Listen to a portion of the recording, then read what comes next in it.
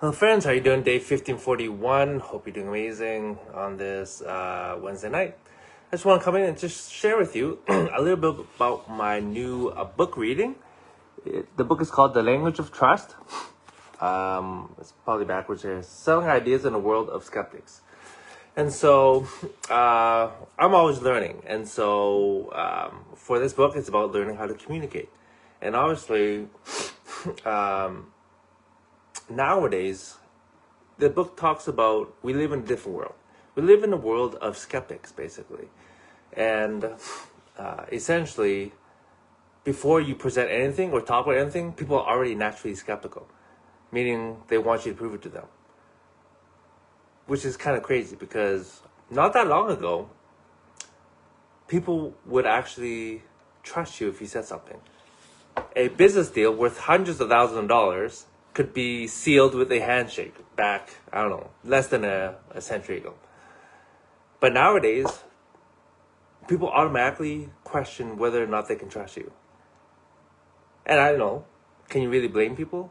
Look at the examples we have. Look at the politicians. They promise the world, yet they don't provide much. And how about coaches and all these scandals and all these things that happen, right? And so that doesn't mean that most people are actually bad. A lot of it is actually thrown into our face. Hence, we are just naturally skeptical in this day and age. And so in this, I'm just going to share a little bit of this. But here's a quick quote from Douglas Adams. He's the author of Hitchhiker's Guide to the Galaxy. He says, "I don't believe it. Prove it to me and I still won't believe it." That's definitely a skeptic.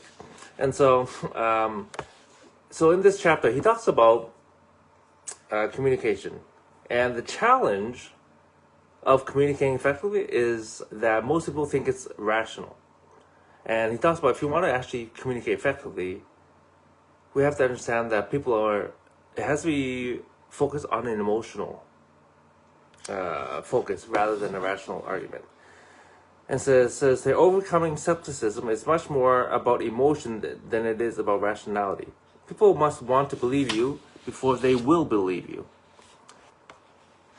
And so, again, if they don't trust you, then they won't trust anything that you say.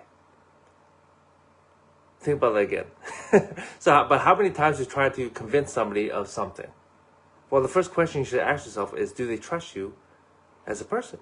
Because if they don't trust you, then they won't trust anything you say.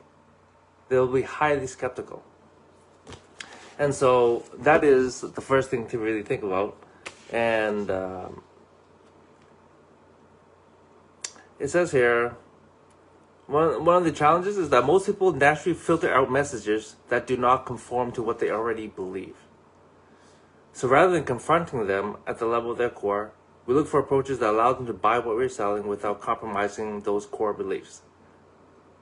In other words, we want to find the areas of alignment between our idea and their worldview. And so some people can read that and think it's about manipulation, but really at the core of it though, it's not about manipulation. It's about, again, you have to be authentic, right? It's about, again, how do you build trust? You can't build trust if you are trying to manipulate people.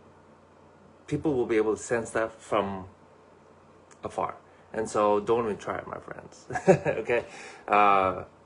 Most important things, be authentic, because again, it's about building trust. And when it comes to business or relationships or anything really that's important, it's all about the long game. And the long game is about building trust over and over and over and over again. It's not a one-time thing. It has to be built over time. And so, let's see here. That's really the main points that I want to share with this post. The book goes a lot into it, and I'm just at the start of the book, but so far it's actually quite interesting. Because again, part of it's psychology, just understanding people, right? When it comes down to the basics, communication is about understanding people. And so if you want to make a point, if you want to communicate effectively, you have to remember, do they trust you? Do they trust that you have their my mind's blanking on me. The best interest at heart? Or are you trying to say something to gain something for yourself. And so once they are able to actually trust you, then whatever you say, they'll be able to trust what you're saying. And so that's where it starts off with. Okay, guys? Again, we live in a world of skeptics, unfortunately. Nowadays, there's a lot of stuff going on that we have to question. And so, again, it's just where we're at right now in the culture. I'm hoping that it flips and switches, because we need to instill character again, integrity, trust, all these virtues, all these values. We need to put this back in society. But of course, it starts with the person in the mirror. Yes, that's me, that's you, that's everyone that's watching this. That we have to be the example that we want to see in the world. Okay? Taking Gandhi's quote. Of course, nobody's perfect. It's not about being perfect. It's about doing our best and embodying what we want to see. Okay? And that starts with building trust and integrity. Okay? That's all for tonight, my friends. Hope you're doing amazing. I'll see you tomorrow. Bye.